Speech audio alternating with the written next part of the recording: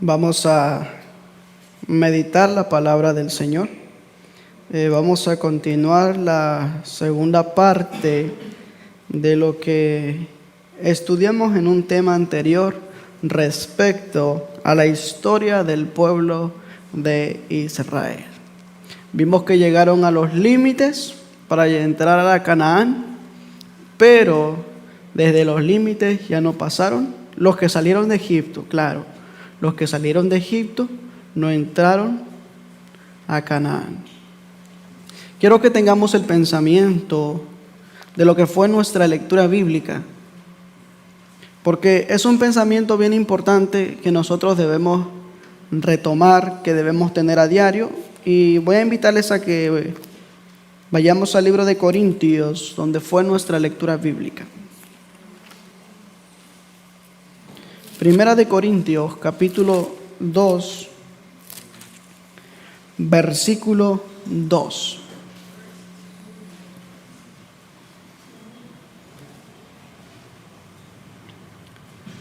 Lo que Pablo menciona a los corintios es lo siguiente: pues me propuse no saber otra cosa entre vosotros, sino a Jesucristo y a este crucificado. Pensamiento importante de lo que Pablo está diciendo. O sea, me propongo saber más de Cristo. Me propongo conocer más de Cristo. Y Pablo tuvo esa experiencia, tuvo esa relación con Cristo. Y ese pensamiento quiero dejar en nuestras mentes, de que nuestro propósito sea siempre conocer cada día más y más de Cristo. También vayamos a capítulo 10 de Primera de Corintios, que ese fue uno de los pasajes que empleamos en el tema anterior. Vamos a leer el capítulo 10, versículo 11.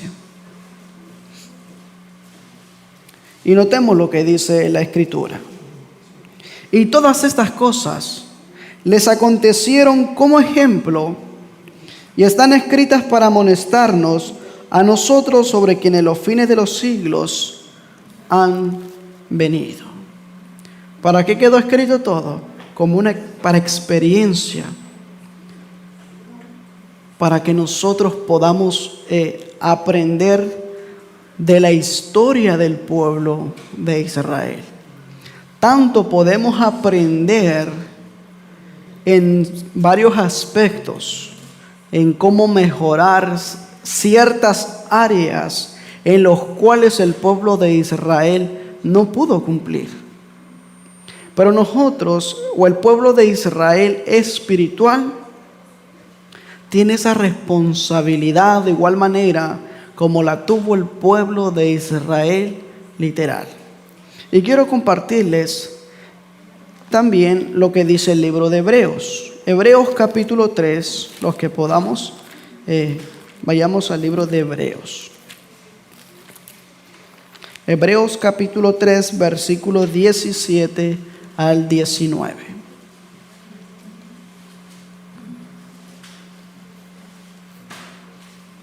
Nos dice lo siguiente: mas, ¿con quiénes estuvo enojado 40 años? Hace una pregunta. Lo que Pablo está afirmando es, haciendo pregunta en cuanto con quién estuvo enojado por 40 años. ¿No fue con los que pecaron, cuyos cuerpos cayeron en el desierto? ¿Y a quienes juró que no entrarían en su reposo, sino aquellos que no creyeron? Y vemos que no pudieron entrar a causa de su incredulidad. Esa fue la historia del pueblo de Israel. A causa de su incredulidad, su falta de fe, ellos no pudieron entrar a la tierra prometida. Eso fue para ellos. Eso ya solamente estoy repasando lo que ya vimos. Capítulo 4 del libro de Hebreos. Ahora nos dice lo siguiente, verso 1. Temamos pues que quedando aún la promesa de entrar en su reposo, alguno de vosotros parezca no haberlo alcanzado. Ahora Pablo afirma, temamos, la promesa aún está, pero alguno de vosotros aún no ha entrado en ese reposo. Volviendo con ese pensamiento, lo que Pablo está diciendo ahora, esas palabras van dirigidas a nosotros. Quiero compartirles este párrafo del Espíritu de Profecía. Está escrito en el libro Patriarcas y Profetas, página 265. La historia de la vida de Israel en el desierto fue escrita para beneficio del Israel de Dios hasta el fin del tiempo. Es relevante para nosotros. Es relevante para nosotros que analicemos la vida, el trayecto, el curso del camino que llevó el Israel literal. Y es relevante para nosotros porque sigue diciendo, Dios quiere que su pueblo de estos días repase con corazón humilde y espíritu dócil las pruebas a través de las cuales el Israel antiguo tuvo que pasar para que le ayuden en su preparación para la Canaán celestial. ¿Es importante, relevante? Claro que sí. Pero sobre todo, la actitud, el espíritu con el cual se estudia la historia del Israel literal. Con un espíritu humilde para que podamos prepararnos.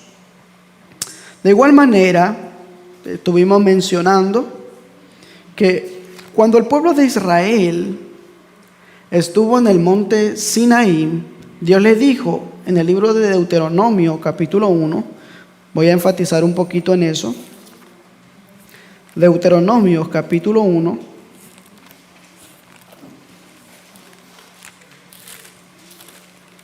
versículos 6 al 8.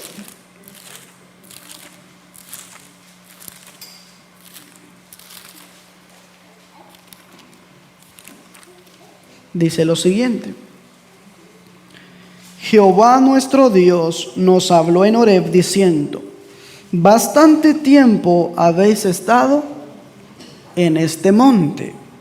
Volveos e id al monte del Amorreo y a todas sus comarcas, en el llano, en el monte, en los valles, en el sur, en la costa del mar, en la tierra del Cananeo, el Líbano y hasta el gran río, el río Éufrates.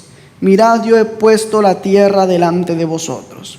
Entrad y poseed la tierra que Jehová juró a vuestros padres, Abraham, Isaac y Jacob, que les daría a ellos y a su simiente después de ellos. ¿Cuál fue el mandato que Dios le dio a Israel?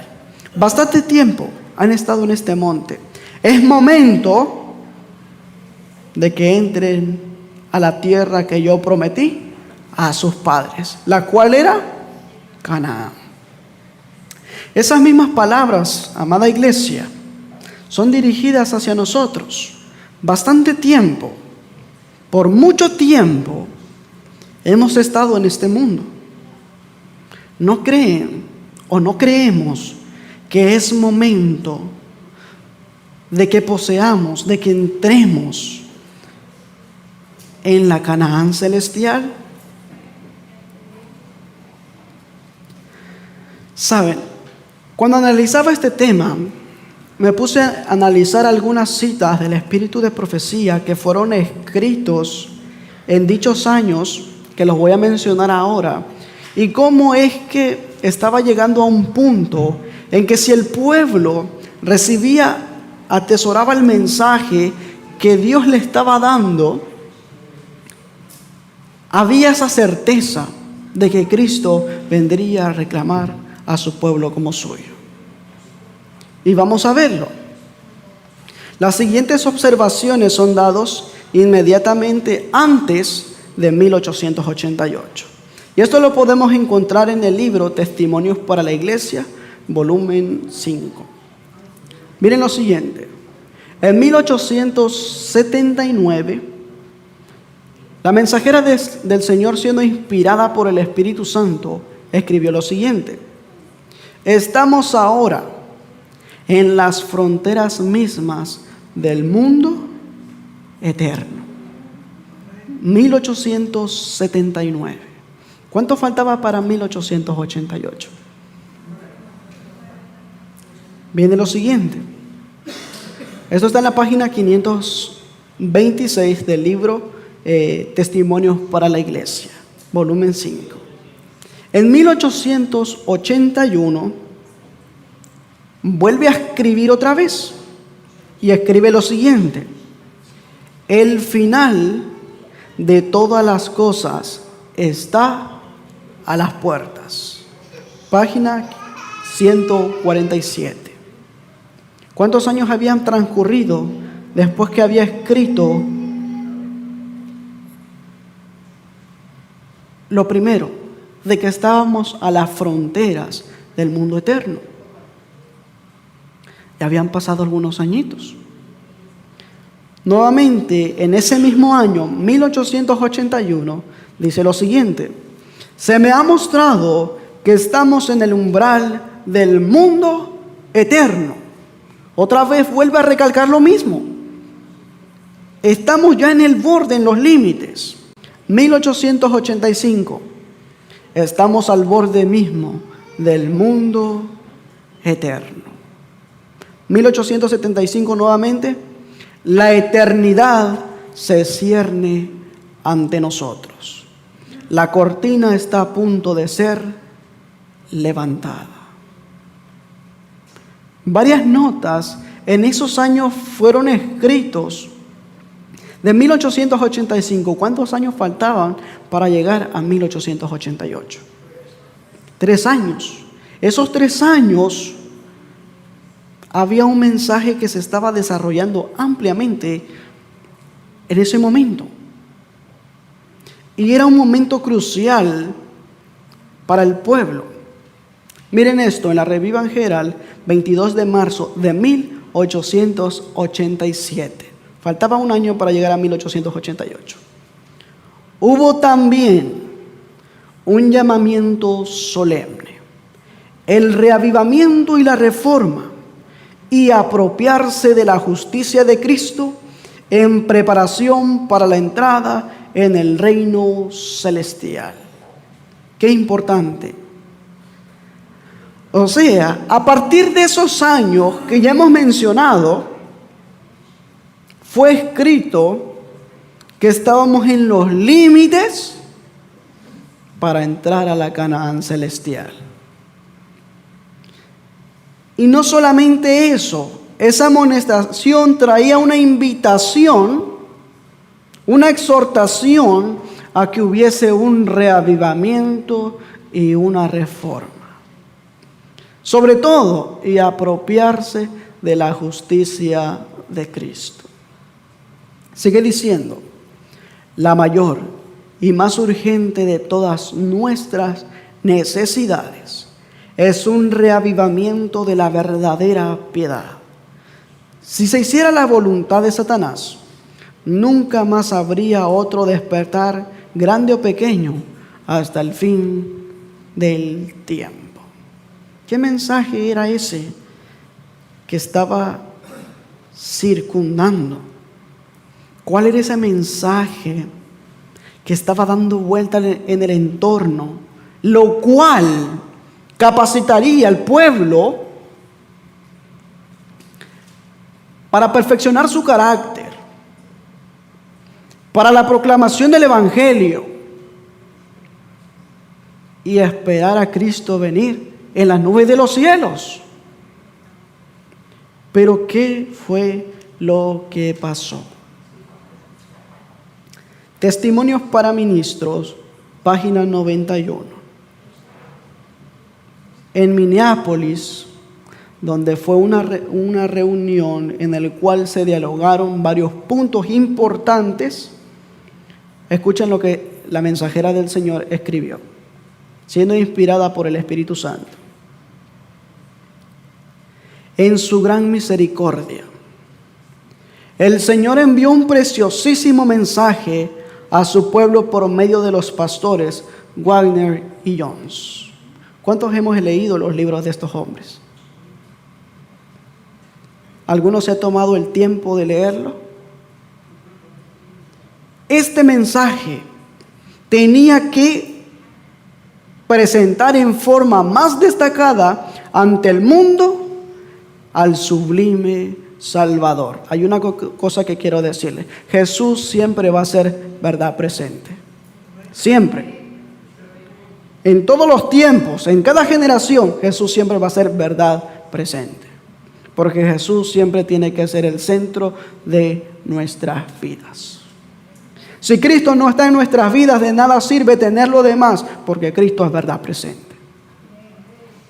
Sigue diciendo: el sacrificio por los pecados del mundo eterno presentaba la justificación por la fe en el garante, invitaba a la gente a recibir la justicia de Cristo, que se manifiesta en la obediencia a todos los mandamientos de Dios. Qué importante. Saben, hay un punto bien importante que tanto dentro del mundo adventista como fuera del mundo adventista, se ha ido mucho al extremo respecto a estos puntos. Porque está el primer grupo, el cual dice que porque somos justificados por la fe, que vivimos por gracia, ya no debemos cumplir la ley. Y está el otro punto, el otro lado, el cual nos quedamos solamente con la ley. Y se enseña más la ley. Sin embargo, la ley y el evangelio son gemelos, van de la mano. Ese fue el punto crucial, ese fue el punto importante, comprender lo que era justificación por la fe. No lo vamos a tocar de lleno ese punto. En otro tema vamos a enfatizar más en lo que es justificación por la fe. Solamente quiero cimentar las bases. Miren lo que sigue diciendo ahora. Presentaba la justificación por la fe en el garante e invitaba a recibir la justicia de Cristo. Bien importante, quiero invitarles a que vayamos al libro de Isaías. Isaías menciona un punto bien importante que a mí me gusta, cómo lo presenta Isaías. Isaías capítulo 51.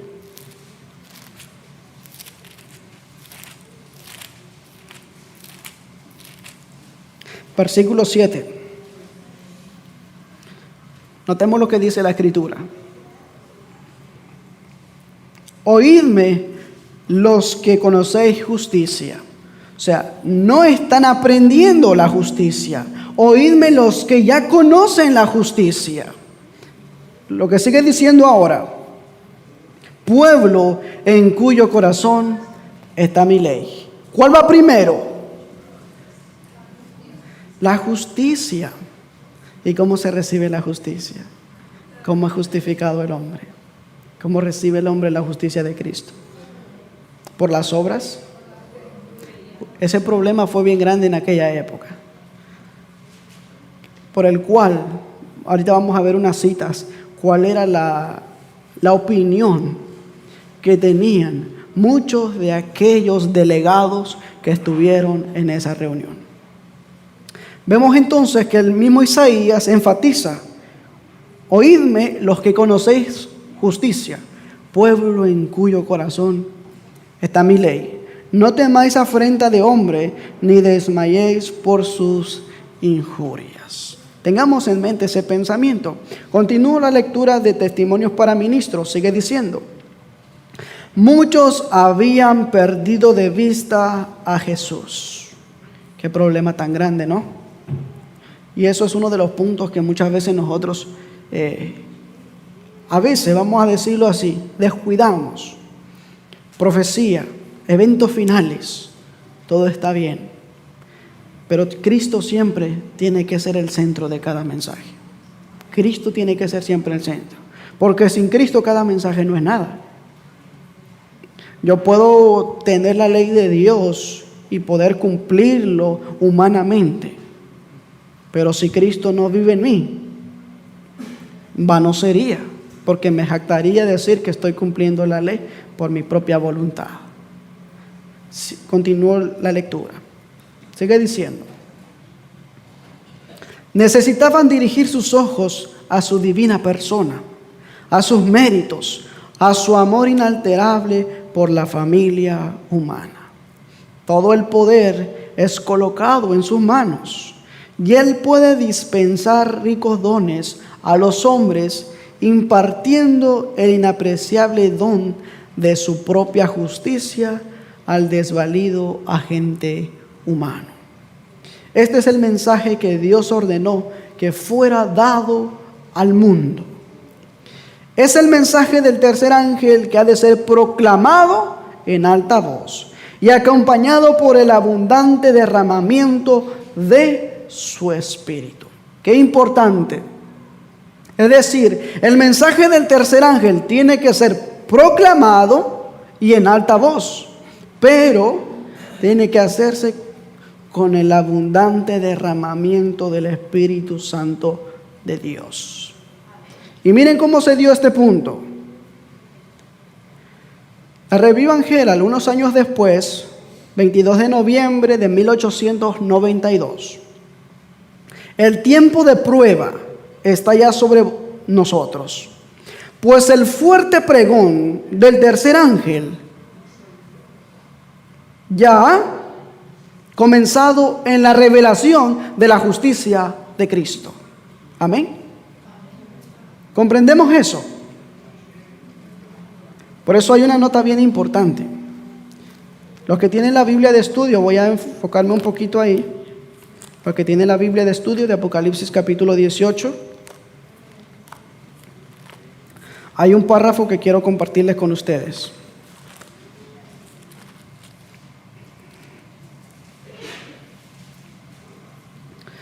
Es cierto que viene un momento crucial en el cual se va a proclamar el mensaje con poder. Pero muchos tenemos esa idea de que hoy en día voy a vivir de esta manera y voy a esperar el momento que venga el Espíritu Santo, que venga la lluvia tardía, el refrigerio de la presencia del Señor para yo poder predicar el Evangelio. Pero miren lo que dice esta nota de la Biblia de estudio. Los que la tienen, vamos a leer de esa parte donde dice: no se debe esperar la lluvia tardía. No debemos esperar la lluvia tardía. Está descendiendo sobre todos los que reconozcan el rocío y las lluvias de gracia que caen sobre nosotros y los aprovechen. Cuando recojamos los fragmentos de luz, cuando apreciemos las firmes misericordias de Dios, quien anhela que confiemos en Él, entonces se cumplirá la promesa. Toda la tierra será llena con su gloria. ¿Tenemos que esperar que venga la lluvia tardía para recibir el Espíritu Santo? Claro que no. Hemos caído en ese punto, hemos caído en ese error de que tenemos que esperar que venga el Espíritu Santo para que me capacite y me prepare para yo poder predicar el Evangelio. Eso no es así. ¿En qué momento nosotros estamos recibiendo el Espíritu Santo? Si prestaron atención a la nota, dice: cuando recibimos los fragmentos de luz que Dios quiere impartirnos. Justificación por la fe, para ese tiempo no era una luz nueva. Era una luz antigua, sin embargo se había descuidado en ciertas áreas. Y porque había un formalismo dentro de la iglesia, el cual este mensaje causó un asunto tan grande. Voy a leer nuevamente esta cita para ustedes, porque me parece importante que nosotros tengamos en mente esto. El tiempo de prueba está ya sobre nosotros, puesto que el fuerte pregón del tercer ángel ya ha comenzado en la revelación de la justicia de Cristo. ¿Cuándo? 1885, 1886, 1887 y 1888. Este mensaje estaba en su apogeo en ese momento. Ahí dice claramente, y quien no esté de acuerdo, póngase a cuentas con el Señor, de decirle por qué está escrito eso ahí. De que a partir de que comenzó a darse el mensaje de la justicia de Cristo, el Espíritu Santo, el fuerte pregón del tercer ángel, había comenzado. Si no lo vemos así, digámosle al Señor: Señor, ¿cómo tú dejaste escrito eso ahí? Porque esto no es mío, esto es de Dios. Dice esta siguiente nota. Review and Herald, 27 de mayo de 1890. Dios ha suscitado a sus mensajeros para hacer una obra para este tiempo. Algunos han dado la espalda al mensaje de la justicia de Cristo para criticar a los hombres y sus imperfecciones. Por eso les pregunto, amada iglesia, ¿cuántos han analizado los libros de quienes escribieron estos hombres? Hay un libro que se llama Cristo nuestra justicia. ¿Quién lo ha leído? ¿Quién se ha tomado el tiempo de leerlo? Hay varios libros. Les voy a decir yo que no sé inglés. Hay muchos libros que están escritos aún en el inglés hablando sobre estos temas. Y muchos han sido traducidos también. De hecho, hay una página que se llama Libros 1888. Y ahí está todo respecto a este tiempo, a lo que estamos hablando ahora. Pero esto pasó con este mensaje. Algunos han dado la espalda al mensaje de la justicia de Cristo. ¿Qué es el ser humano sin Cristo? Si no aceptamos su justicia, ¿cómo va a vivir el ser humano una vida sin Cristo? Sigue diciendo acá. Cristo ha anotado todas las palabras duras, orgullosas y despectivas dirigidas contra sus siervos, como si se hubieran pronunciado contra él mismo. Y miren lo que pasó después. 1896, la mensajera del Señor vuelve a escribir algo triste. Creo, dice ella, creo que nunca más seré llamada a estar bajo la dirección del Espíritu Santo tal como lo estuve en Minneapolis. Porque ¿qué estaba pasando con el mensaje de justificación por la fe? ¿Qué era lo que estaba provocando dentro de los que estaban ahí? Ella dice: sentí la presencia del Espíritu Santo. Y después que el mensaje para muchos fue un golpe duro, después que el mensaje no se aceptó, no se recibió, ella dice: nunca más seré llamada a estar bajo la dirección del Espíritu Santo tal como la estuve en Minneapolis. ¿Por qué? La presencia de Jesús estuvo conmigo. Todos los reunidos en esa asamblea tuvieron la oportunidad de ponerse del lado de la verdad, recibiendo el Espíritu Santo que fue enviado por Dios en una corriente tan rica de amor y misericordia. Wow.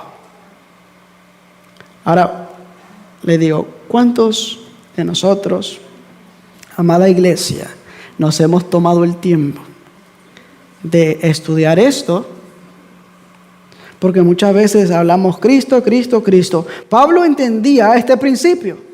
Pablo es uno de los quienes más escribió sobre justificación por la fe.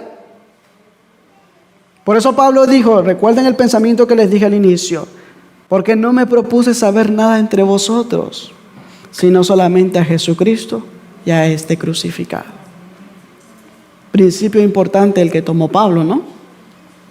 Sigue diciendo la cita. Pero en las habitaciones ocupadas por algunos de nuestro pueblo se oyeron palabras de ridículo, crítica, burla y risa. Eso fue lo que se oyó. Sigue diciendo, se atribuyeron al fanatismo las manifestaciones del Espíritu Santo. Las escenas que tuvieron lugar en aquella asamblea hicieron avergonzarse al Dios del cielo de llamar sus hermanos a los que participaban de ella. Todo eso lo observó el vigilante celestial y quedó escrito en los libros de memoria de Dios. Todo eso también está escrito ahí. Pero vean, lo que quiero recalcar ahora es lo siguiente. ¿Cuánto le faltó al Israel literal para entrar a la Canaán? Estuvieron en los límites. El Israel espiritual de Dios llegó a un punto similar. Porque este mensaje, si hubiese sido recibido por todos, el Espíritu Santo estaba siendo derramado. El fuerte pregón del tercer ángel había comenzado.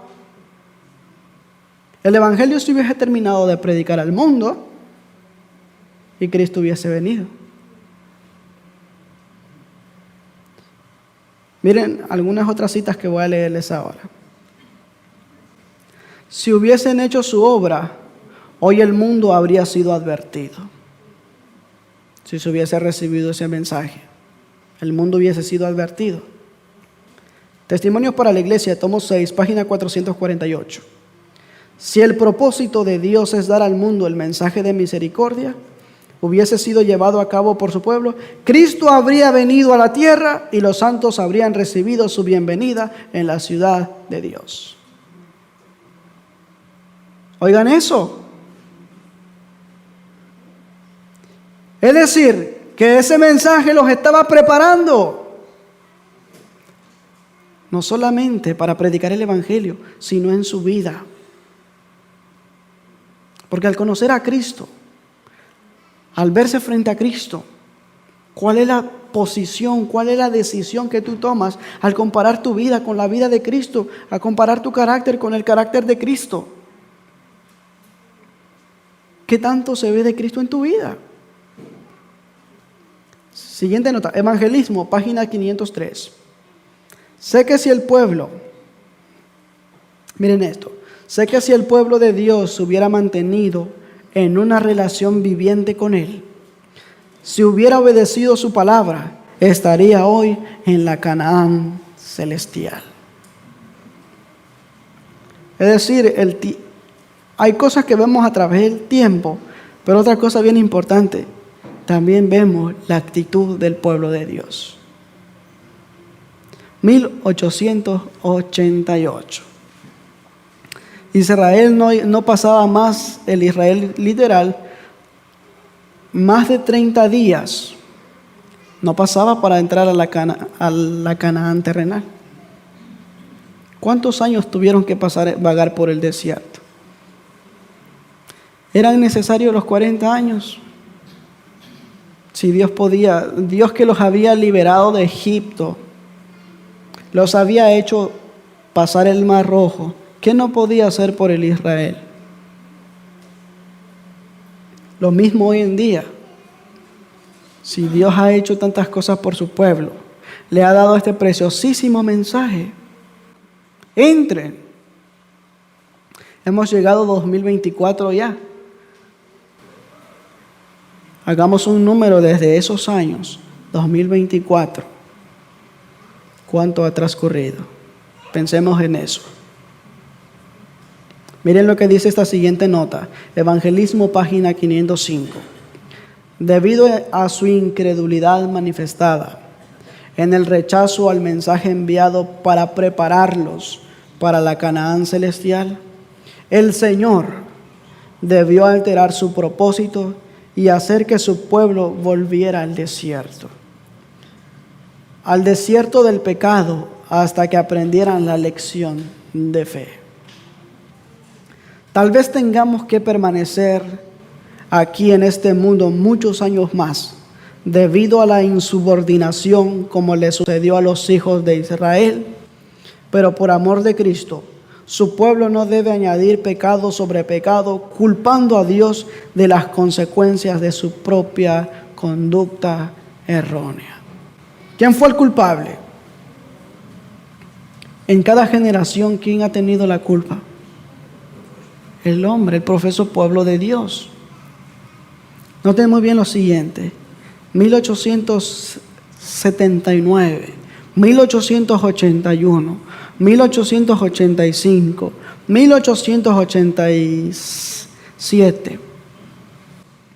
El mensaje era: estamos en el umbral del mundo. Estamos a los límites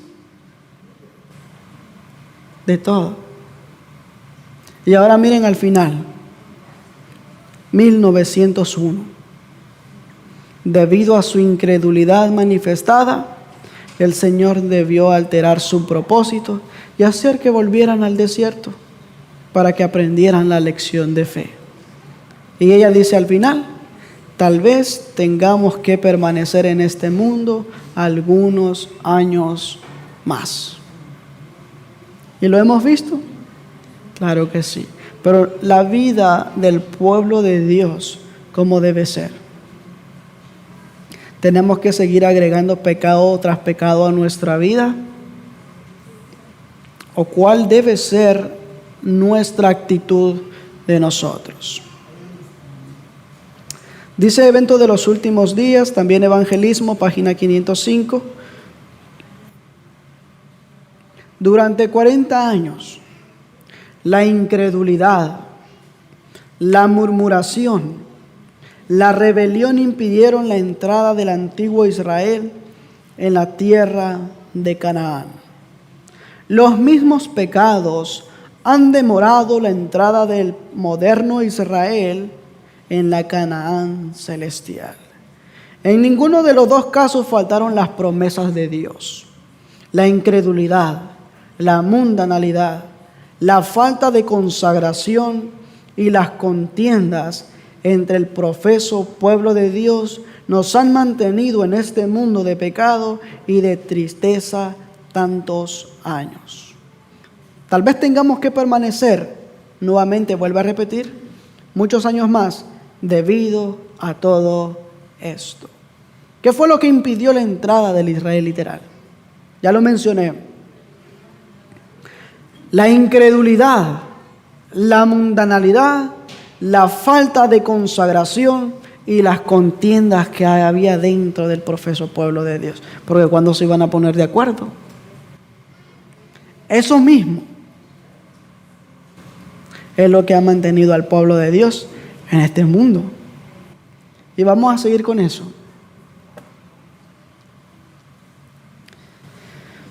Dios quiere prepararnos, amada iglesia. Conflicto de los siglos, página 451. La historia del antiguo Israel es un ejemplo patente de lo que experimentaron los adventistas. Dios dirigió a su pueblo en el movimiento adventista, así como sacó a los israelitas de Egipto. Cuando el gran desengaño, su fe fue probada como lo fue la de los hebreos cerca del Mar Rojo. Si hubiesen seguido confiando en la mano que los había guiado y que había estado con ellos hasta entonces, habrían visto la salvación de Dios. ¿Esto no es una amonestación para nosotros? ¿Sí o no? Porque ¿cuánto tiempo más pensamos estar en este mundo? ¿Cuánto tiempo más queremos estar aquí?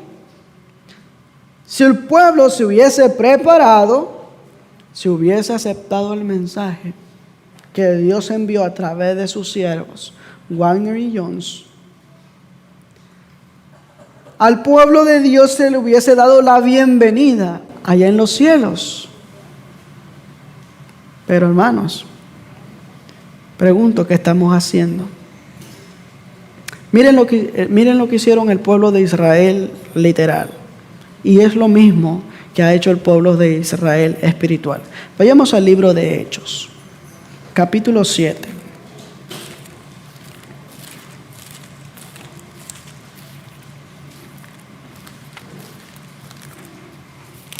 Versículo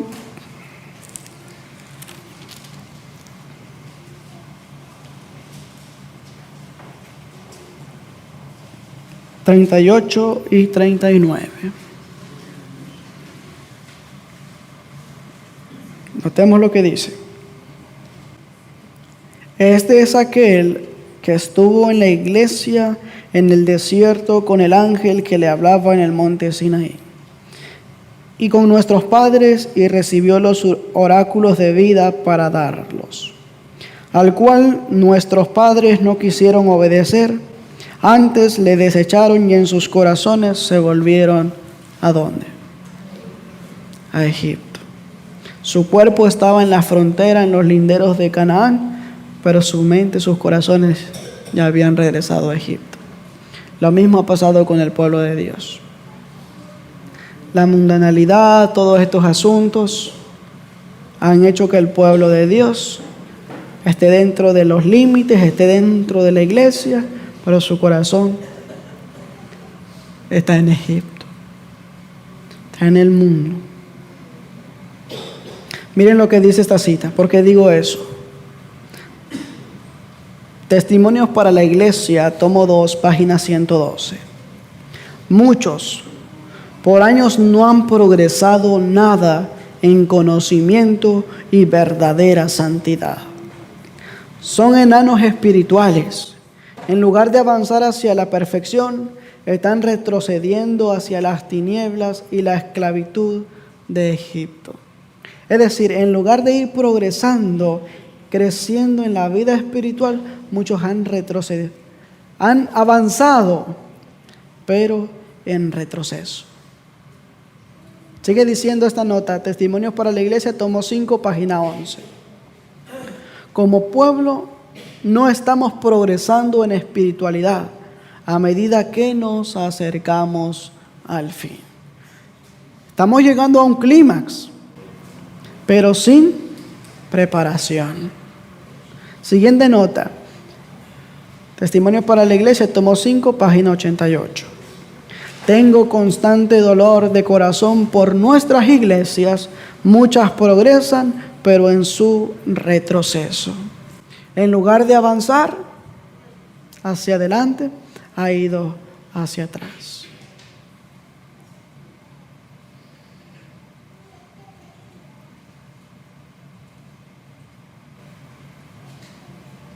Dice Testimonios para la Iglesia, tomo 5, página 201. Me lleno de tristeza cuando pienso en nuestra condición como pueblo. El Señor no nos ha cerrado el cielo, pero nuestro propio comportamiento extraviado nos ha separado de Dios. Las promesas siempre han estado. Las promesas siempre están ahí. Pero, ¿qué cosa es lo que nos ha cerrado el cielo? Nuestro propio comportamiento. Y ojo con esto, el orgullo, la codicia, el amor al mundo han vivido en el corazón. Y sin temor a ser descartados o condenados, pecados graves y presuntuosos han encontrado cabida entre nosotros. Y sin embargo, la opinión general es que la iglesia está floreciente y rodeada de paz y prosperidad espiritual por todos sus contornos. Este es el concepto que se tiene hoy en día. Nuestra iglesia está prosperando espiritualmente. Vive en paz nuestra iglesia. Pero ¿qué está pasando ahí? está creciendo. Y hacen mucho énfasis en cuanto al número. Decimos, oh, nuestra iglesia está creciendo, está prosperando. Mira en cantidad, en número que está nuestra iglesia. Pero eso no es resultado de éxito. Miren lo que sigue diciendo acá. La iglesia ha dejado de seguir a Cristo, su guía, y con paso firme sigue su retiro hacia Egipto. Sin embargo, son pocos los que se alarman y asombran por su falta de poder espiritual. La duda y aún el descrecimiento de los testimonios del Espíritu de Dios leudan la iglesia por todos lados. ¿Comprendemos eso? Voy a seguir avanzando. Desde el tiempo del encuentro de Minneapolis, he visto el estado de la iglesia de la Odisea como nunca antes. Ojo con eso. He oído el reproche de Dios pronunciado sobre los que se sienten tan satisfechos, no conociendo su destitución espiritual. Como los judíos, muchos han cerrado sus ojos para no ver. Pero hay ahora un peligro en cerrar los ojos a la luz y en caminar apartados de Cristo, sin sentir necesidad de nada, tal como sucedió cuando Él estuvo sobre la tierra. Review and Herald, agosto 1890. ¿Cuántas citas no hemos leído respecto a la condición del pueblo? ¿Cuántas vamos a tomar para nosotros? ¿Cuántos vamos a poner todas las citas dentro de nuestros cuartos y vamos a decir, Señor, ¿en cuál de todas estas no te he cumplido? ¿En cuál de todas estas no estoy en línea contigo? Siguiente cita. Hay muchísimos, pero muchísimos profesos cristianos que están esperando despreocupadamente el regreso del Señor. No llevan las ropas de su justicia. Pueden profesar ser hijos de Dios, pero no están purificados de pecado. Son egoístas y autosuficientes. Su experiencia está falta de Cristo. Ni aman de forma suprema a Dios ni a su prójimo como a ellos mismos. No tienen una idea correcta de aquello en lo que consiste la santidad. No ven los defectos de ellos mismos, están tan cegados que no son capaces de detectar la ceguera espiritual. Satanás ha arrojado su sombra entre ellos y Cristo y no tienen deseos de estudiar el carácter puro y santo del Salvador. Pensemos, hermanos, ¿no estaremos cometiendo ese mismo gravísimo error? Que como personas decimos, no, es que hablar sobre Cristo ya es muy conocido, pero ¿verdaderamente tenemos esa relación con Cristo? No, es que ya hemos escuchado por muchos años lo que es justificación por la fe, pero ¿vives de acuerdo a ello? Lamento decir eso, muchas veces es muy fácil decirlo, pero muchas veces vivirlo. Y en ese compromiso, ¿saben? En ese compromiso de vivirlo, ahí es donde entra Cristo. Porque tú dices y ves tu vida y dices, yo no voy a poder con todo esto. Y ahí viene Cristo y ahí dice, no te preocupes, no vas a estar solo, yo voy a estar contigo. Esa es la promesa maravillosa. Continúo y ya con esto voy a ir finalizando. Testimonios para la iglesia, página 30. Si rebajáis las normas para aseguraros de la popularidad y el aumento en número, luego regocijáis por este incremento, manifestáis una gran ceguera. Si los números fueran evidencia de éxito, Satanás podría reclamar la preeminencia.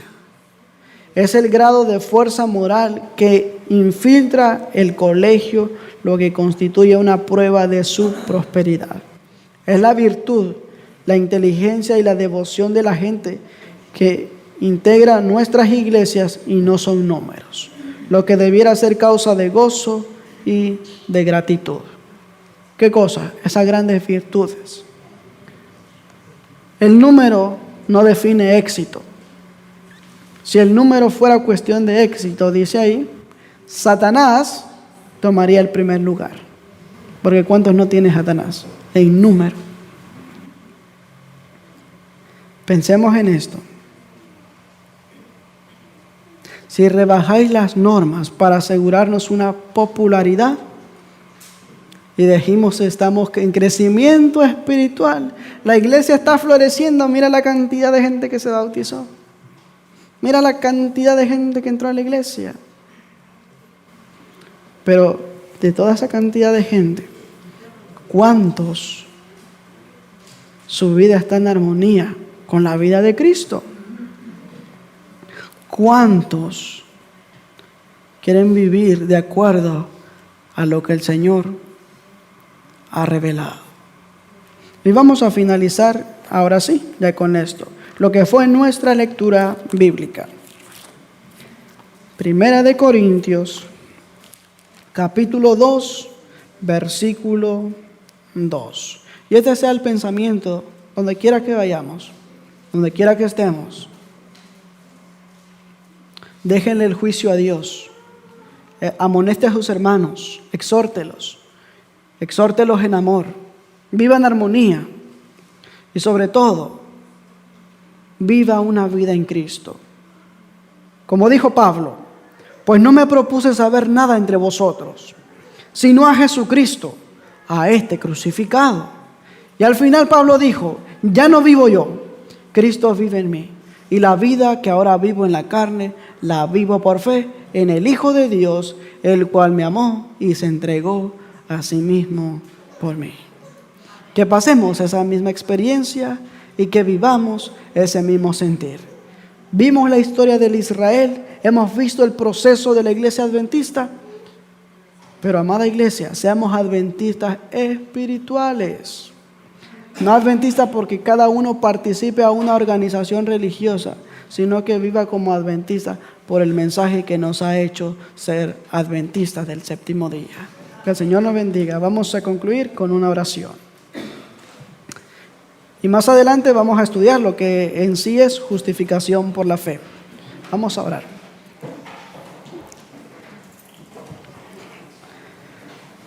Padre nuestro que estás en los cielos, santificado sea tu nombre.